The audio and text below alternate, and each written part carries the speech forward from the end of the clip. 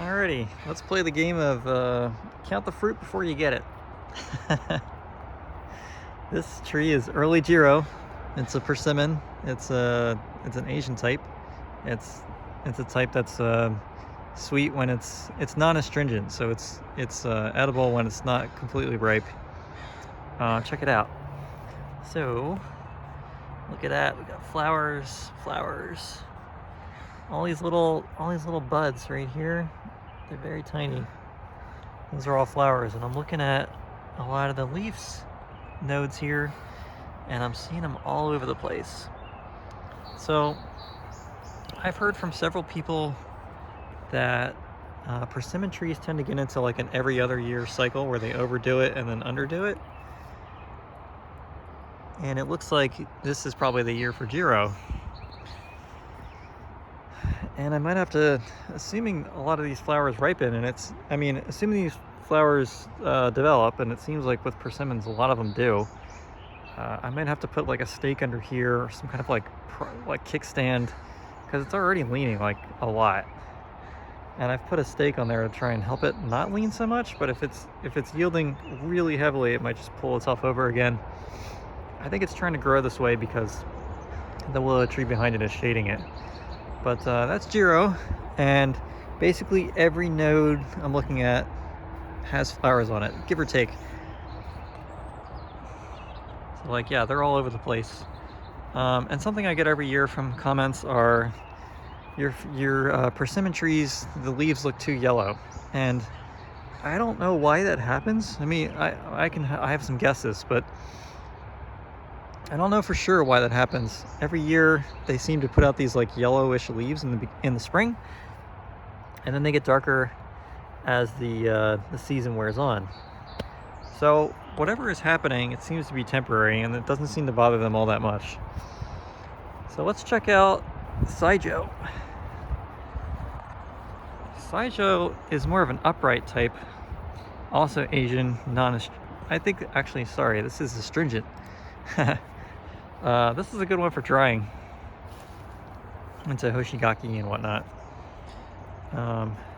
So it looks like, it's hard to see, right there is the bud, and there's another one right there. And same thing with this one. I'm seeing a lot of flowers at all the nodes. So this is good. This might be a heavy year for Saijo. So I've got 4 persimmon trees back here, and it looks like, well, at least 2 of them are doing their thing pretty heavy this year. So the other 2 that I have is, back here is Nikita's Gift, and it's a hybrid of an Asian and an American. And it's very tasty, I like it. However, I've only gotten a couple off of it. It has this odd habit of like yielding or developing a bunch of fruit and then dropping like most of it. And I heard that varying different reports about this, that like it'll grow out of it, or it's something that it does for a while. We'll see. It's a little bit behind the other ones, as you can see. The buds are a little more tight. I can't actually see any flowers in there just yet, although I did peel back this one earlier because I'm curious, and I see what maybe is a little bud back in there. So hopefully this is another strong year for this one. So 3 out of 4 will be doing their thing pretty heavily. And then that presents a problem, which is, what do you do with all that fruit? I usually dry most of these, so turns out to not be a problem. And this is early fuyu. The other one was early jiro back there. This is early fuyu. And this is the one that really heavily flowered last year. And I'm looking at this one, and it looks like maybe this is it's taking a year off. I found a couple flowers, but not many. Not like last year. There's just tons and tons of them. So, oh, here's one maybe. Yeah, like right there. So, I looked at a couple different nodes, and I only see 1 or 2. So Looks like this is a light year, fill up the fuel tanks year for early fuyu, which is fine. I mean, I got 4 trees for a reason. I thought that they would, well, I didn't think that they would all bear heavily in the same year, but it would be cool if they did that. But if they did do that, I would have a problem with what to do. All right. Yeah, I'm really happy with how these things are growing, the form, the fruit. And I did have some notes from last year with this thing that overbeared. It seemed like some of the fruits had a decent amount of sweetness and some of them didn't. And I think that's because it overdid it. So the advice that I've seen online is to kind of, pick some method, whatever it is. And some of the methods are like, cut one off of cut them down to 1 for every node, or cut